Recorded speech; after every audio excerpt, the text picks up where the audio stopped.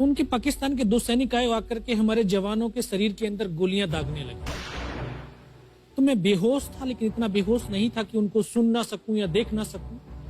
तो जब मेरे सामने वाले साथी को जो सीने में आकर 4-4, 5-5 जो राउंड के ब्रस्ट मारे, डेड बॉडी ऐसे उछलती थी ऊपर की तरफ, सामने वाले को मारा, बगल वाले को मारा, मैं भी इस तरह से ऐसे पड़ा हुआ था। उसने फर्स्ट में यहाँ पर ब्रस्ट मारा, फिर मेरे पैर में 2 जगह पे मारा। उसको मैं देख रहा हूँ कि धुआं निकल रहा है, लेकिन उस गोली की पीड़ा को चुपचाप पड़ा सहता रहा और उनको यकीन हो गया कि इनमें से कोई जिंदा नहीं। फिर बहुत गालियां दी, बूट की ठोकरें मारी। फिर काफी देर के बाद में उनका जो कमांडर था उसने बोला कि इनके वेपन उठा लो, और नीचे जो हिंदुस्तान का पोस्ट है उसके ऊपर दूसरे जो उनके साथी थे उनको सूचना दिया, उसके ऊपर कब्जा हमला कर दो। फिर ये आवाज भी सुनी तो मुझे लगा कि यार आज तो मेरी पूरी टीम खत्म हो जाएगी। तब ऊपर वाले से एक ही प्रार्थना करी कि मुझे इतने जिंदा रख दे कि मैं अपने साथियों तक सूचना दे सकूं और उनको बचा सकूं।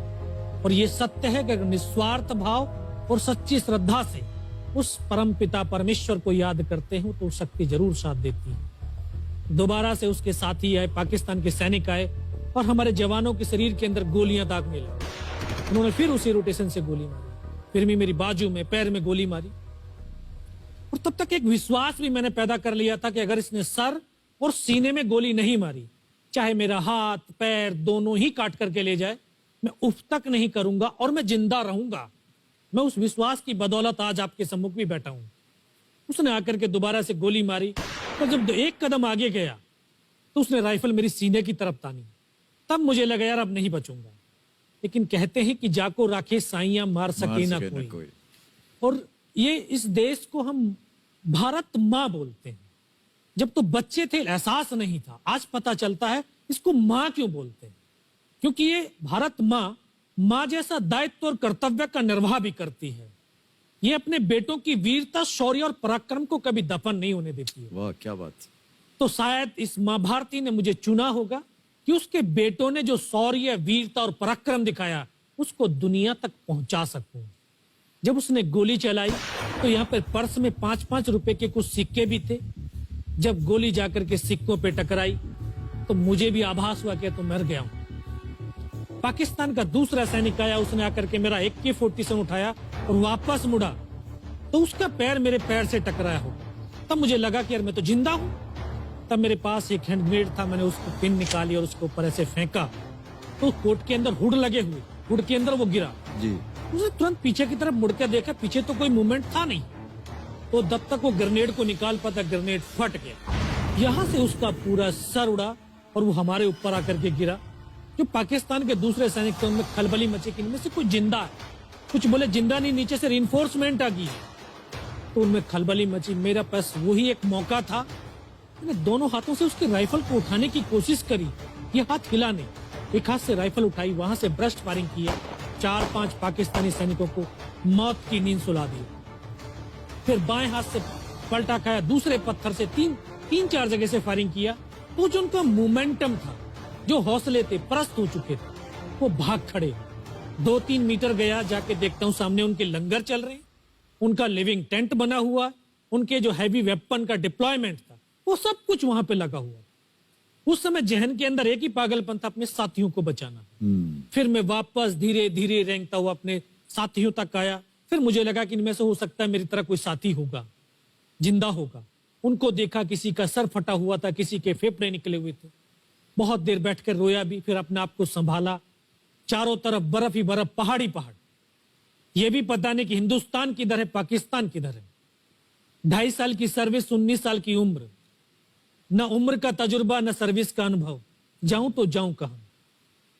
तभी एक ऐसी शक्ति थी जो साथ दे रही थी।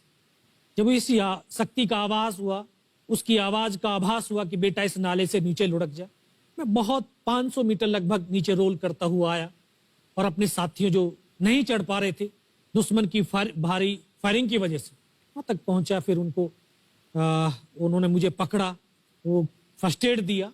फिर वहां से जो हमारे कमांडिंग ऑफिसर थे कर्नल कुशाचंद ठाकुर, फिर उनको सूचना दिया। तो ये लगभग 1:30-2 बजे का समय था।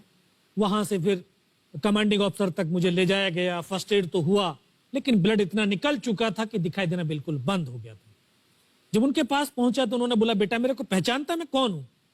बस अब आवाज सुनाई दे रही है। बोला, मैं तेरा commanding officer colonel Kushal Chand Thakur. मैं, जय हिंद साहब, बहुत तेज सर्दी लग रही है। तो उनका जो लिविंग टेंट था उसमें के अंदर लेटाया, 3-4 स्टॉप जलवाए, थोड़ी सी गर्मी महसूस हुई। मैं कहा, साहब थोड़ा सा पानी पिला दो।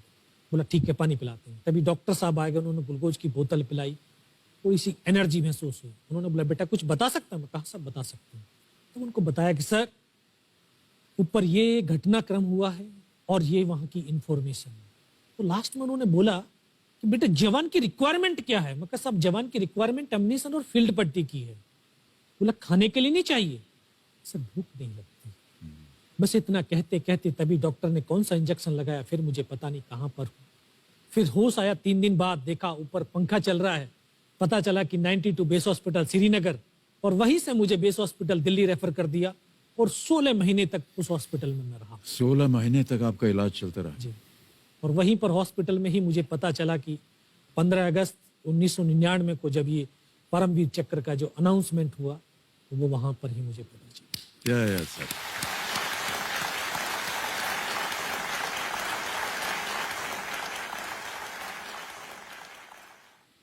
सर हमको यकीन नहीं होता कि कोई भी इंसान जब ऐसी परिस्थितियों से गुजरता है तो उसका बयान कैसे कर सकता है, लेकिन ये आपने अपनी बहादुरी का एक परचम जो है वो फैला दिया है।